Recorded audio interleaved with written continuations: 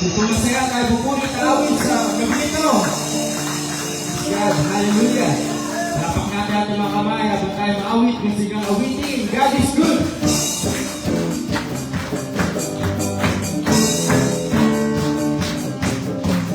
God is good. We sing and shout it. God is good. We celebrate. God is good. No more without it. God is good. We know it's true. When I think of this love for me, my heart filled with praise, and I feel like dancing. For even soccer is wrong for me, and I run with arms open wide. Oh, God is good. We sing and shout, God is good. We celebrate, God is good. No more without it, God is good. We know it's true. When I think of this love for me, my heart filled with praise, and I feel like dancing. Going inside where it's wrong for me, and I run with arms open wide. Oh, God is good. We sing and shout, God is good. We celebrate, God is good. No more without it, God is good. We love. Let's do it up, man. Blessed be the Lord, my rock, who trains my hands for war, my fingers for battle. Once again. Blessed be the Lord, my rock, who trains my hands for war, my fingers for battle. The snare is broken. The snare is broken, and we have escaped. Upon the snare of the power, the snare is broken, and we have escaped. Nothing's in the name of the Lord again. Blessed be the Lord, my rock, who takes my hands for war, my fingers for battle. Blessed be the Lord. Blessed be the Lord, my rock, who takes my hands for war, my fingers for battle. The snare is broken, and we have escaped. Upon the snare of the power, the snare is broken, and we have escaped. Nothing's in the name of the Lord. I will sing, hallelujah. I will sing, oh Lord. I will sing, hallelujah, oh Lord. For you're the source of my supply. I will praise, I will lift you high. I will sing, hallelujah, oh Lord. I will sing like we are. I will sing, hallelujah. I will sing, oh Lord. I will sing, hallelujah, oh Lord. For you're the source of my supply. I will praise, I will lift you high. I will sing, hallelujah, oh Lord. Isa pa po natin siya sa ito. Praise God, hallelujah, Jesus. We give you praise, we give you glory, exalt your holy name, God. Amen. Sa pagpapatuloy po ng ating pagpupuri sa Kanya, taas natin ating mga kamay, simbolo ng pagtanggap sa Kanyang presensya sa gabing ito. Damihin natin sapagkat siya ay nasa ating kalagitnaan. Witin natin above all powers.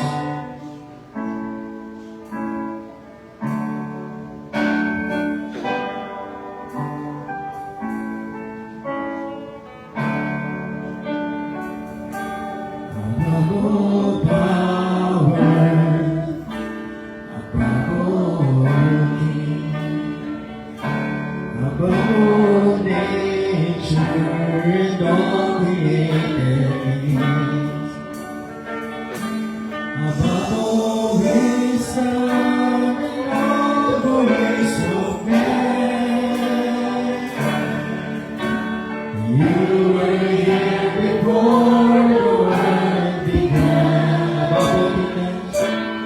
above all kingdoms, above all thrones, above all wonders, the world is saving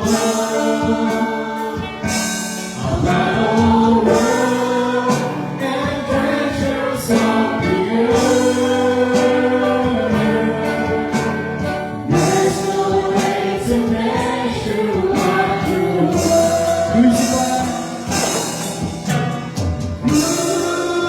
Crucified, laid behind the stone. You live to die, rejected and alone, like a rose trampled on the ground. You took the fall and taught of me above all. Once again, above all powers, above all peace, above all nature and all created things, above all wisdom and all the ways of man. You were here before the world began. Above all kingdoms, above all thrones, above all wonders, the world is saving above all wealth and treasures of the earth. There's no way to measure what you're worth. Crucified, laid behind the stone. You live to die, rejected and alone, like a rose trampled on the ground. You took the fall and taught of me. Crucified,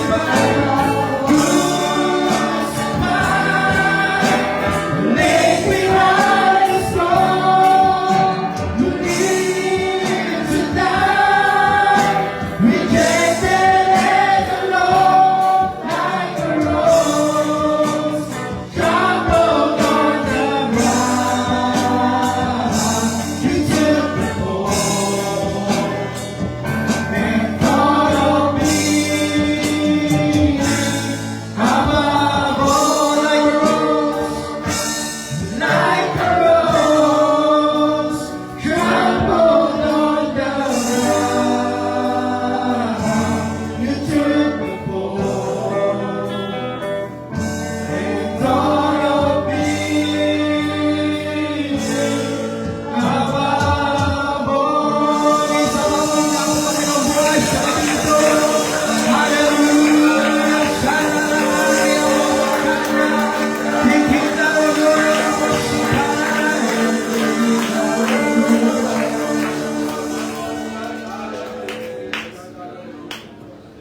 Amen. At ngayong gabi tayo po'y dudulog sa panalangin. Taas natin, una po sa lahat, ang ating mga tagapanguna.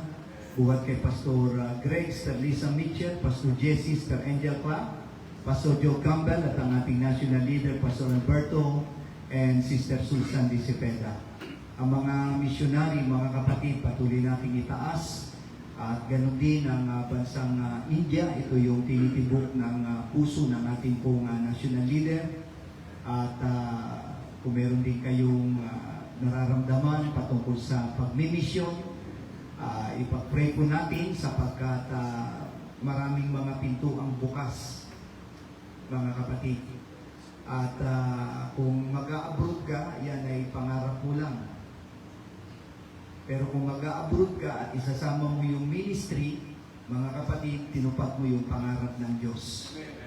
No? Na handa tayo magpagamit ng buhay sa ating Panginoon. Kaya isama natin sa panalangin ang bansang Taiwan, ang Hsinchu, mga kapatid. Pag-pray po natin sapagkat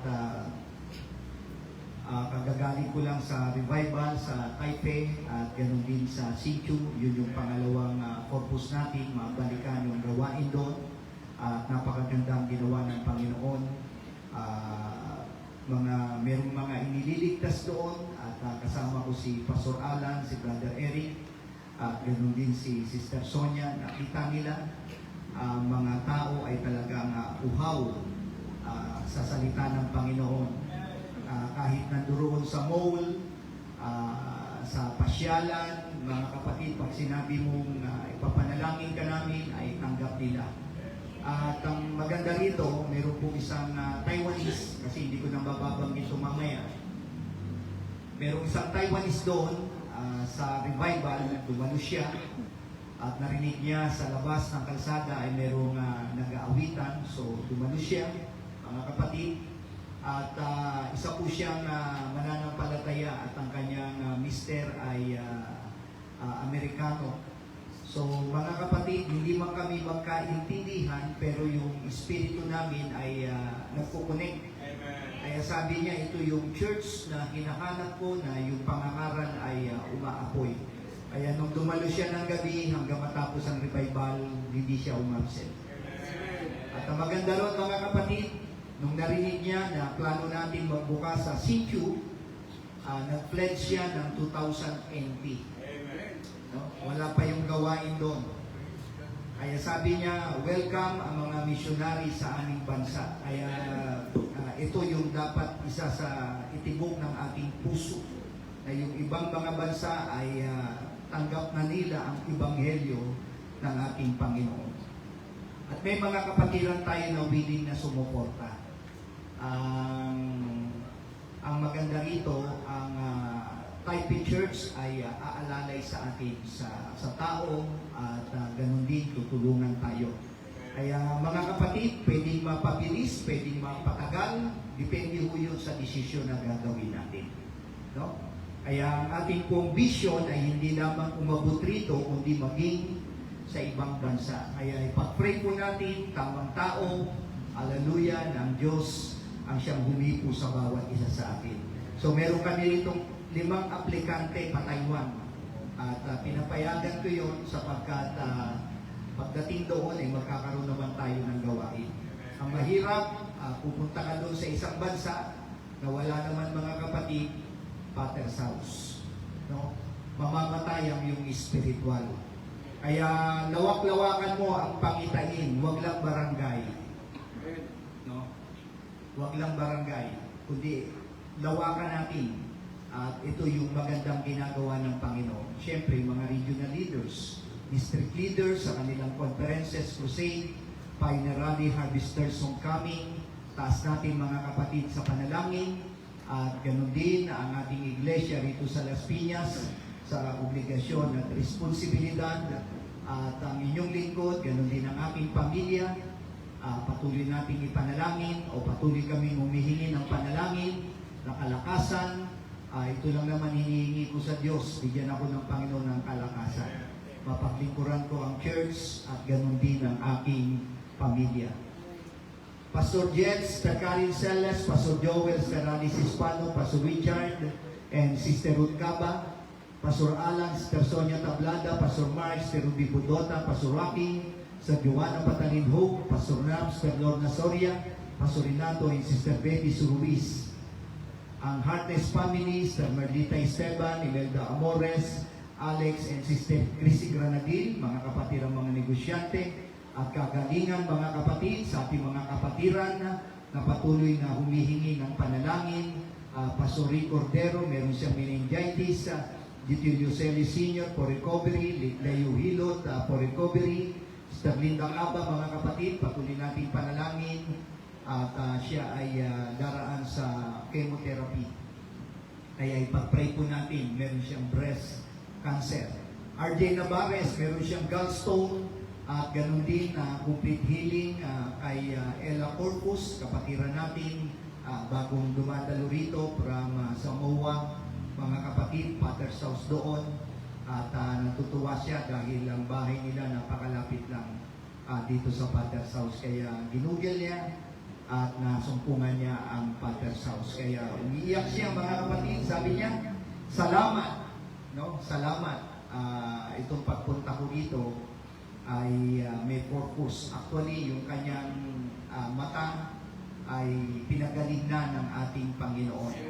Kaya pinabalik lang siya rito ng Diyos para madala niya yung kanyang pamilya. Tignan mo yun, ha? Samantalang tayo sa mga local churches natin, hindi nyo madala pamilya nyo rito. Tapos kung ikaw ay pioneering pastor, hindi mo rin dinadala yung mga membro mo. No? Samantalang sila, mga kapatid, gano'n ang kanilang nakikita.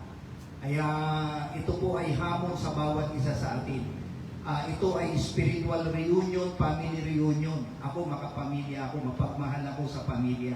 Pag meron kaming reunion, hindi kami pwedeng lumiban kasama yung aking apo. Kaya dapat sa church ganun din.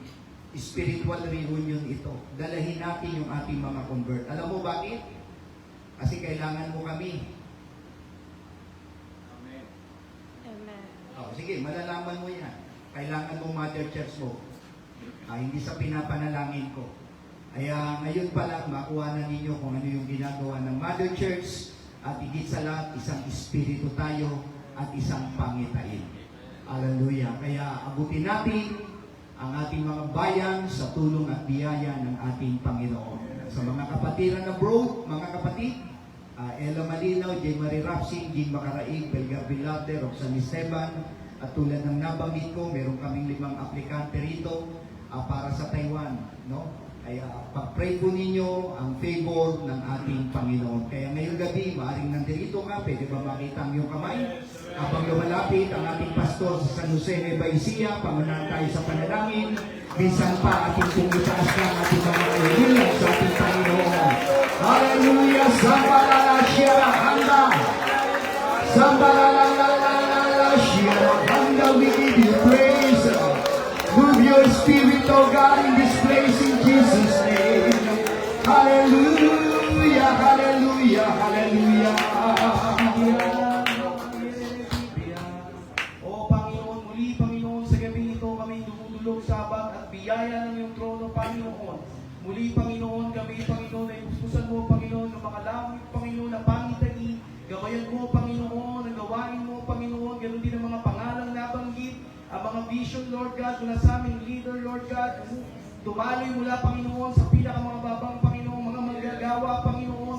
Tulungan mo rin, Panginoon, kami sa provision, Panginoon. Ikaw patuloy, Panginoon, maglakip sa amin, Panginoon. Sabayan mo rin, Panginoon, ang kagaling at kalakasan sa aming mga kapatid, Panginoon, na nasa gaan ng karamdaman, Panginoon, maghimala ka, Panginoon. At ngayong gabi, Panginoon, umasa kami, Panginoon, sa angat kalikasan iyong pagkilos, Panginoon.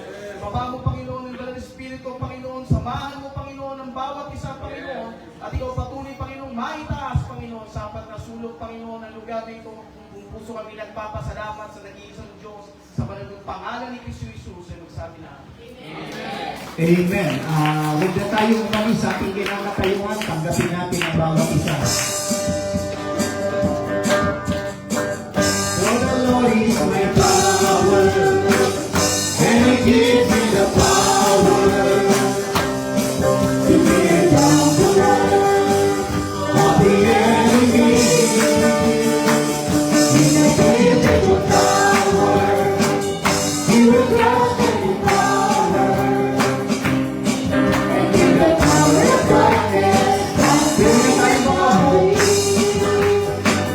For the Lord is my power, and He gives me the power to tear down the world of the enemy.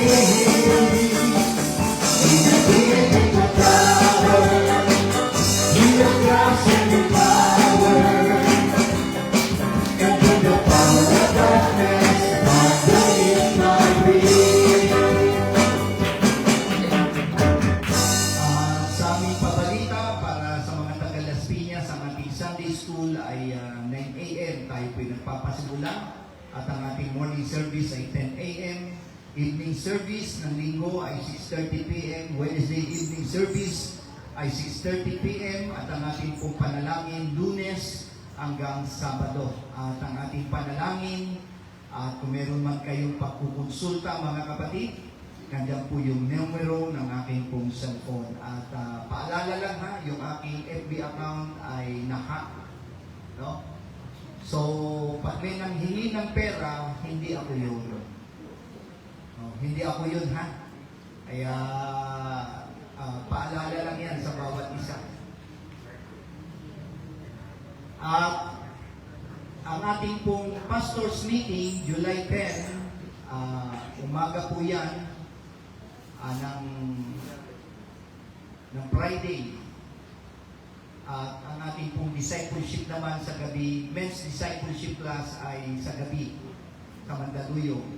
At July 13, 17, ang Presbytery Zona Bible Conference. At July 20 and 24, ang ating Tagum Davao Bible Conference. Ay isama natin sa prayer mga kapatid. So ganyang kaabala ang ating pong fellowship.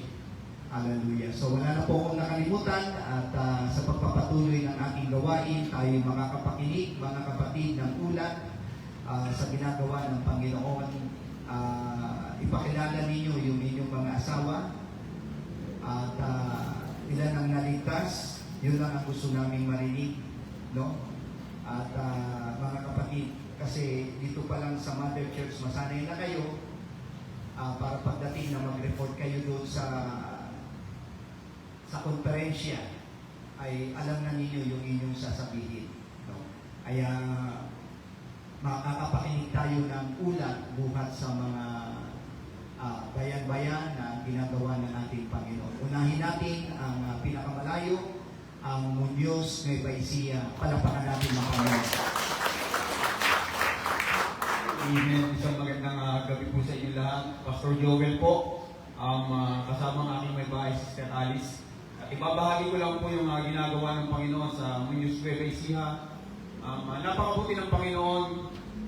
Sa maiksing panahon ng aming paglipat ay finally po nakapagpasimula po kami ng gawain ng gabi ng 6:30 ng araw ng linggo. Bagamat nangihiram po kami ng mga mananampalataya sa lugar ng San Jose, ay naipagpatuloy po namin yung gawain at ang biyaya ng Panginoon nakapagpasimula rin po yung impact team ng Biyernes at Sabado.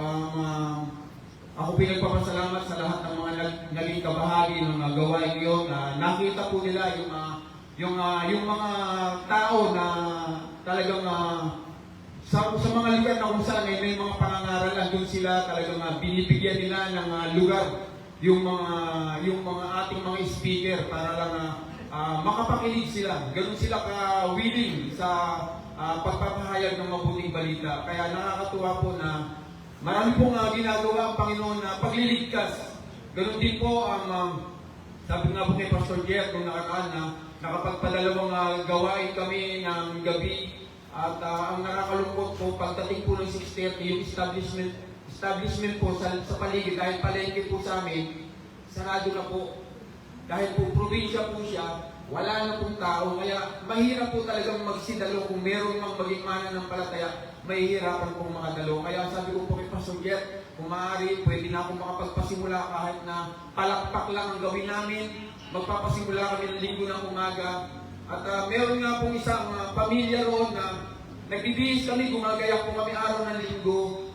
Umakyat po sila, sarado pa po yung aming roll-up. Ganyan po ang pagkakasaras. Sumuksok po sila roon para lang makadali ng gawain ng araw ng linggo ng umaga. Pero sabi ko nga po, sorry po, dadalhin po kami, kasama po kayo, pupunta ng San Jose. Umokay po sila, ayun po yung mga mananampalataya na taga Bakal Tres.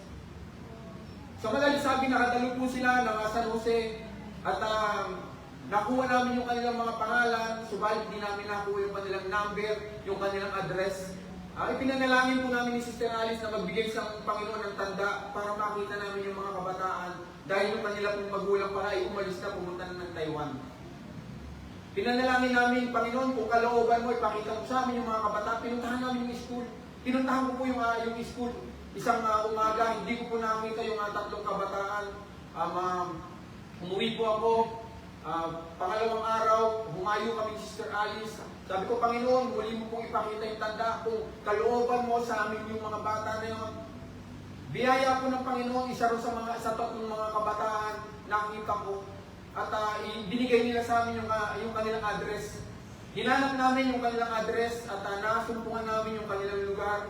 At muli po kami na gumawa ni Sister Alice ng mga bagay na hindi kami mababagot. Lumalabas kami dalawa, humahayo kami, nag-street preaching kami, nabibigay kami ng flyers. Marami pong tumatanggap, marami pong biyaya na ginagawa ng Panginoon na nagliligtas ng mga kaluluwa. Bagamat wala pa kami mga attender, talagang marami pong ginagawa na himala ang Panginoon.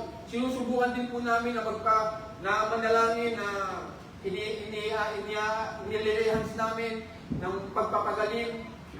Hindi po namin matry hindi po namin nakita yung kagalingan dahil Panginoon lamang po ang may karapatang magpagaling. Pero sinusubukan po namin yun. Yun po ang isa sa mga magandang bagay. Sabi ko po nung kahapon na lumabas po ulit kami ni Sister Alice.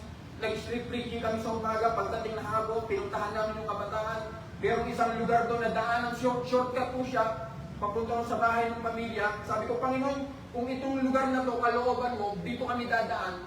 Hindi first time po namin dumaan doon, wala kaming kaalam-alam sa lugar. Alam niyo po, pagdaan namin doon, malayo pa lang yung mga bata tumatakbo sa amin. Nag-bless po sila sa aming dalawa, kilala po kami ng dalawang bata. Pinuntahan po namin sila sa kanilang bahay, sumama po sila. Ang sabi po namin na in-invite po namin sila para sa araw ng bukas na gawain, umuupo sila. Talagang kalooban ng Panginoon yung ginagawa niya. Talagang purihin ng Panginoon at yun lamang po ang maiksing pagpapahayag na ginagawa ng Panginoon sa Muñoz. At huwag po kayong matakot. Patuloy niyo po kami isama sa panalangin. Dahil lang po yung nananalangin din sa inyo. Sa Diyos po mapunin. Amen. Isang pumapakalang gabi sa bawat isa. Ako po si Pastor Rocky ng Kadiwa Las Marinas Church at katuwang ko po sa gawain itong aking may bahay. Subalit po lang po siya ngayon. Nasa buhol po siya at ngayon po ang libing ng kanyang lola. At pagkatapos noon ay uwi siya ng Leyte at mag-ayos po ng kanyang birth certificate para po makakuha siya ng passport. May balak po siya mag-abroad mga kapatid. Amen. Praise God. At nais ko din magpasalamat ng kapatid sa aking pasipo, Pastor Sandy Malinaw, kay Sir Susan, sa lang patuloy ng paggabay, panalangin, at suporta sa aming pong pag-ministeryo. At sa biyaya po ng Diyos mga kapatid, nais ko pong ibagi ang ilang po sa mga dakilang bagay na ginawa ng Panginoon sa aming iglesia nito mga nakaraang buwan. Una mga kapatid, muli namin naranasan ang katapatan ng Diyos sa kanyang pong provision noong Mayo 3. Mayroon pong isang first time na visitor na dumalo po sa ating church. At ginamit siya po ng Panginoon upang magbigay ng 5,000 na offering. Amen. Ito po ang naging sagot sa amin ng Diyos sa aming pong bayad sa ilaw. Kuryente. Kasi noong April mga kapatid, tumaas po ang kuryente dahil po dun sa 5 days na BBS natin. Amen. 5,000 pesos. Ang ilaw? 5,000 pesos. Amen. Praise God. Pangalawang kapatid, pinagpala rin ako mga kapatid ng ating Panginoon dahil naprobahan po ng Diyos ang aking pong 5 araw na leave noong nakaraang Mayo. At doon ang ating po ko ng buong linggo ng ating pong International Bible Conference. Ito yung naging mga aking pagpapala po sa aking buhay, maging po sa aking pong pagministeryo. Pangalawang kapatid, ay tumugod po ang aming iglesia sa conference pledge. At sa biyaya ng Panginoon mga kapatid, nakalito po kami ng 19,200. Amen. Ito yung tinugod pa natin Panginoon at naging ang pledge mo natin suporta sa ating kapapirang nagbubukas sa Muñoz ay tinugod din natin Panginoon. Ang napakabuti ng Diyos. Amen. Patuloy din mga kapatid ang pagkakahagi namin sa impact din. Kasama po natin ang ating mga kapatid ng iglesia sa Cavite mga kapatid, ang Tracy at Amos at naging ang ating pong maligtas mga kapatid ay nakakasama din natin. No? At nakikita po natin dito mga kapatid ang pagkakaisa ng ating pong fellowship. At dito po ay nakikita po natin yung pag-abot ng mga kaluluwa. Amen. Isa rin po sa malaking kagalakan mga kapatid na may po isang buong pamilya na naging matatag sa pananampalataya. Sila po ay naging regular na sumagdumadalo at naging tapat na po sila mga kapatid sa pagbibigay at aktibo po na sumuporta sa ating gawain Panginoon. Amen. At nagbunga rin mga kapatid, ang ating pong BBS nung nakaraang outlet, ang ilan po sa mga bata ang dumadalo ay patuloy na po silang sumasamba sa ating pong iglesia. At nung nakaraang natin anniversary, sila po yung handog ng espesyal na awitin noong linggo ng umaga. At naging matagumpay din mga kapatid ang dalawang araw na revival service natin. Noong anniversary natin, kasama po natin ang ating pong speaker, Pastor Sandy Malinaw, at naging ang araw ng linggo mga kapatid, ang ating pong speaker doon si Pastor Napsoria sa ating pong third church anniversary. Amen. At sa tulong po ng Panginoon mga kapatid at suporta po ng mga kapatiran, ay nagkaroon po kami ng TV monitor. Amen. At ito ay napaayos na sa loob ng church at naging may-ari ng ating inupahang building mga kapatid ay naging isa sa mga unang bibigay po ng suporta sa ating pong gawain. Amen. Sa panahon po ng prayer and fasting mga kapatid, marami po kami nasaksihang himala. Amen. Isa po kapatiran ang tumanggap ng magandang balita matapos po ang mahigit isang taon na paghihintay sa umutang sa kanya ng 40,000 pesos. At pagkakaroon po ng kapag-araw kapatid, ay tumawag po sa kanya yung umutang sa kanya at ang sabi sa kanya, magbabayad siya ng buo. Amen. Yan po ang bunga ng prayer fasting. At ang kapatiran dito mga kapatid ay ginagamit po natin Panginoong Diyos upang matulungan ang isang ating isang kapatiran din sa kanyang aplikasyon bilang guro sa lugar sa bansang China. Amen. Sa biyaya ng Diyos, naging maayos po lahat ng kanyang requirements at naghihintay na lamang siya mapatid ng kanyang pong paglipad. Amen. O yung kahit niya. Diba ang pakaputi ng Panginoon? At yung pong kanya pong matagal na pinapanalangin na may bintang na yung bahay mga batid ay natupad na rin. Yan po ang bunga mga batid ng prayer fasting namin. At isa po sa mga malaking kagalakan mga batid ay pagbangon po ng mga kabataan. May mga kabataan kami nga sinasanay upang maging Sunday school teacher na. Amen. At bilang paghahanda po sa mga susunod na mga henerasyon. At sa ngayong gabi mga batid, at masasabi ko po na ang Diyos po ay isang dakila at patuloy po siya kumikilo sa lugar ng Kadiwa, Las Palmas Church, at nagliligtas po siya ng maraming kaluluwa, at nilaan siya ng mga pangailangan, napapalago siya ng ating iglesia, at itaas po ng mga bagong mga gawa sa ating mga iglesia. Kaya ngayong gabi mga batid, ay patuloy po namin hiling ang iyong panalangin, no? At kami po doon sa iglesia ng Dasmay, patuloy din manalangin sa inyo. Maraming salamat po.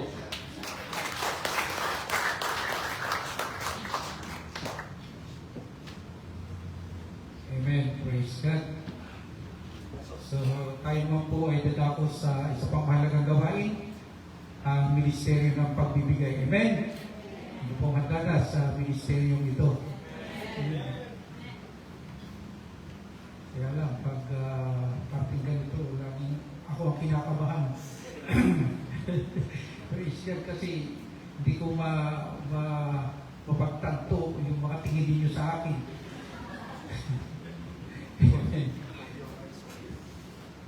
So, baka ganun pa man, guys, kung ipaunawa sa bawat isa yung tinatawag na assurance mentality.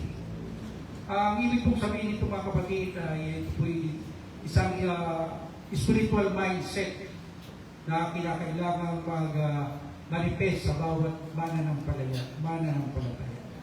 Ano pong ibig sabihin ito mga kapatid? Ito po'y tumutukoy sa confidence, certainty, and rest in God's promises.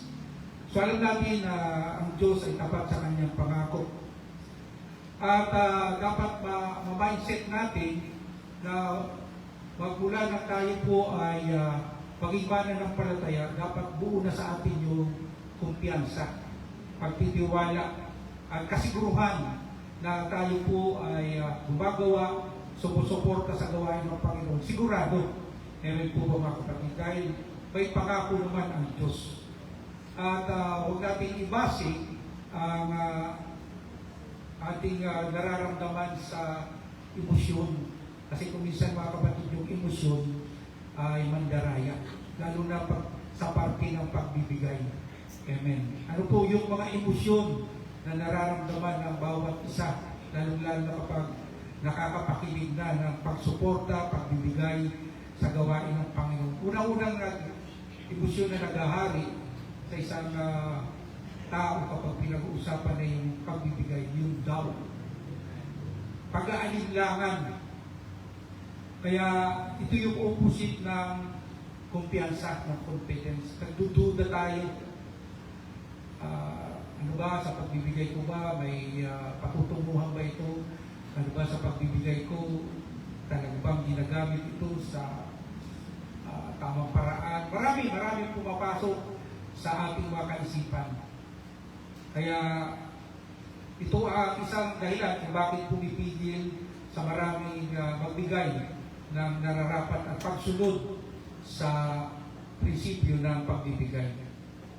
Pangalawa pa, ang umaagaw pa rin ang ating pagtitiwala ay yung tinatawag ng takot. Pagkatakot dahil sa mag-release ka ng pananalapi, nagbibigay ka, at sa isang banda maisip mo rin na itong ibibigay kong ito may higit ako pinaglalaan ng personal. At naghahari sa iyo ang takot dahil kapag hindi mo natugunan, yung personal mo ay maaaring magkaroon ito ng consequence.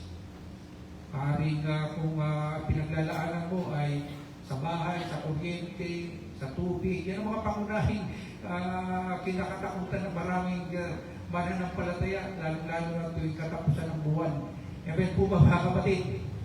Matakot ka, baka maputulan ka ng ilaw, baka maputulan ka ng tubig, baka mapalayas ka sa bahay. Yan yung mga naghaharing takot, yung emosyon na yan. Kaya instead na maluwag kang magbibigay, napipigilan. Amen po ba?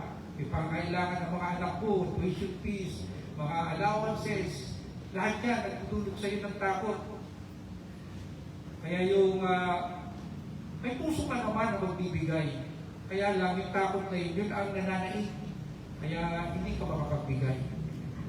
Pangatlo, yung tinatawag naman double-mindedness. Amen. Yung dalawa ang nasa isip mo. Ibibigay ko ba ito o hindi?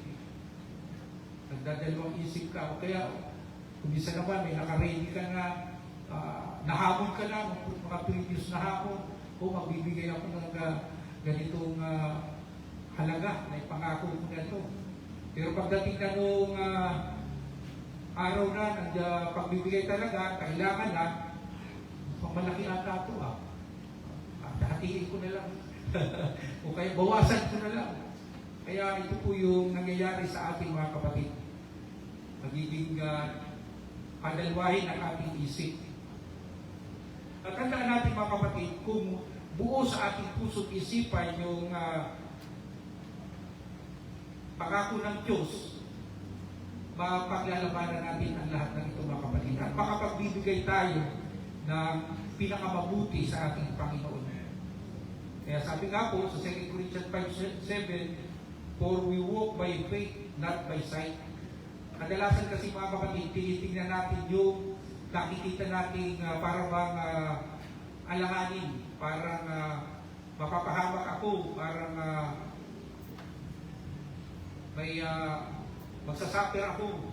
Yan yung tinitingnan natin mga kapatid. Pero tandaan natin, tayo mga mananampalataya, nabubuhay na tayo sa pananampalataya. Amen po ba? Sa pananampalataya. At so kuminsan ang nawawaglit sa akin na yung Diyos pala may pangako sa akin na tayo pala yung mga Kristiyano na nabubuhay sa pananampalataya, pero pagdating na sa ministeryo ng pagbibigay, lalo sa pagsuporta sa gawain ng ating Panginoon, dito na po umiiral yung nakakalimutan natin na tayo po ay lumalakad sa pananampalataya. Wala na yan, nakalimutan mo na yan.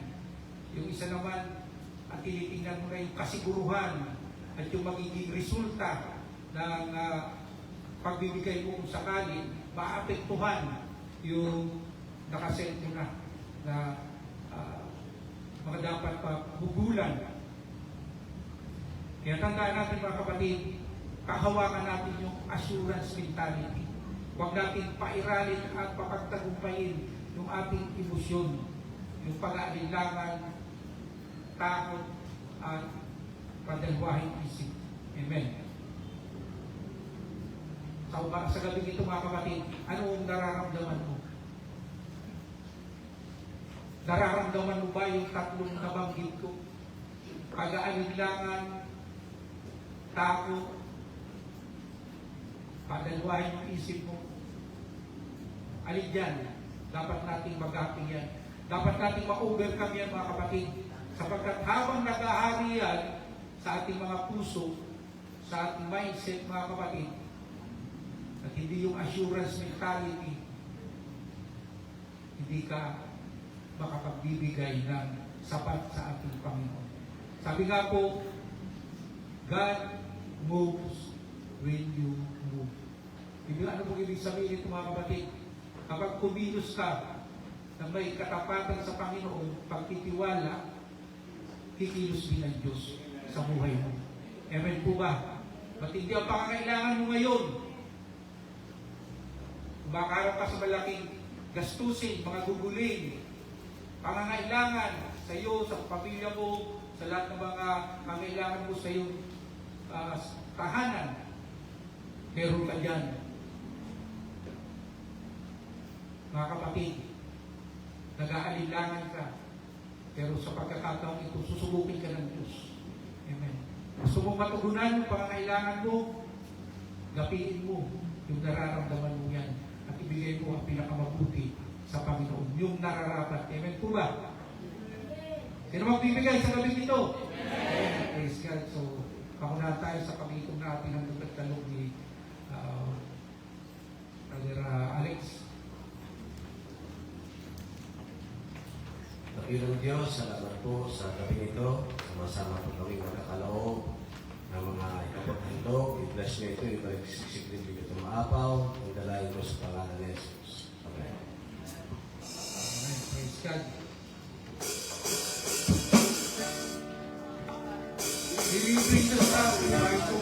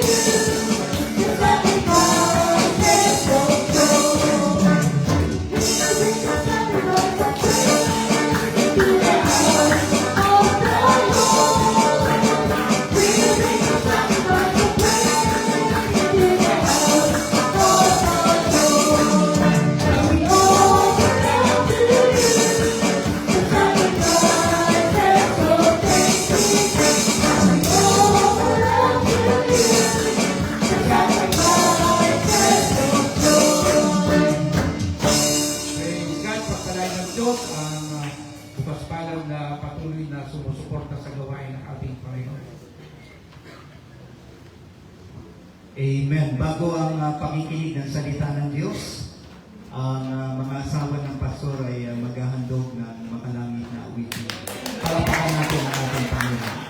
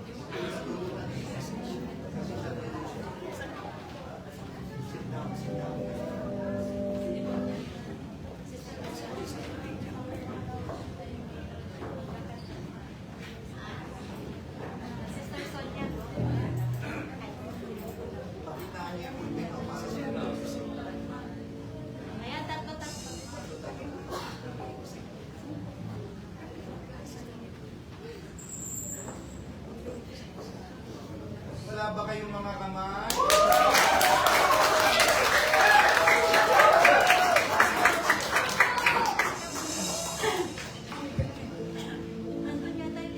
Hindi po kami nakapag-practice. Nag-usap-usap lang po kami through messenger. At ako po na-assign na magpatotoo. Ako po si Sister Ruby, asawa pa ako ni Pastor Mark. Bali po, nakakilala pa ako sa Panginoon. Napunta pa ako sa Father's House 2019. But before that po, kinausap ko yung Panginoon nung maranasan ko yung isa sa turning point ng buhay ko na pumunta sa piling ng Panginoon na nakilalanin siya. Jeremiah 29:11, ang sagot niya sa akin, "For I know the plans I have for you." A reminder that God loves you, that He has plans for me. Nung nag-vlog po ako sa bar, di ko pa siya ganun kakilala.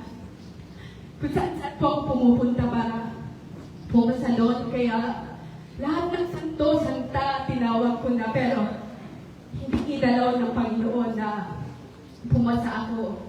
Sapagkat yung plano niya ay kilalanin ko muna siya. 2019, nung napunta po kami sa Father's House kay Pastor Nam, hindi din po kami nagpagamit agad ng talento. Inilihim din po namin. Nabarunong kami kumanta. Pero yung plano ng Panginoon, iba. Iba din yung kaisipan niya. After po noon, umattend kami ng 2019, bibihira po ako umattend. Asawa ko lang ang umaattend. Kasi ang gusto ko po doon sa kung saan ako nabaptize. Pero hindi nga natin alam ang gusto ng Panginoon. Hindi natin alam ang kanyang kaisipan. Nung bumalik ako ng 21, sinabi ko kay Pastor na unang attend ko ng umaga, magpapagamit po ako ng talento. Pwede po ba akong kumanta? Kaya nung kinanta ko ang The Father's Hand, totoo po yung puso ko na, Lord, lead me, mold me. At minold po ako ng Panginoon, yung talento ko po, lalong pinagtibay. At ngayon yung asawa ko, hindi sa pangarap na magiging pastor yan. Kasi nung unang magkaroon ako ng guilt na nagnanakaw ako sa Panginoon. Sabi ni Pastor Love daw kay Pastor Mark, Brian, magpagamit. May kapayapaan. Laging andyan. Kaya sa Diyos lamang po ang papuri, ang aawitin po namin, basta't ikaw ang kasama, wala nang hahanapin.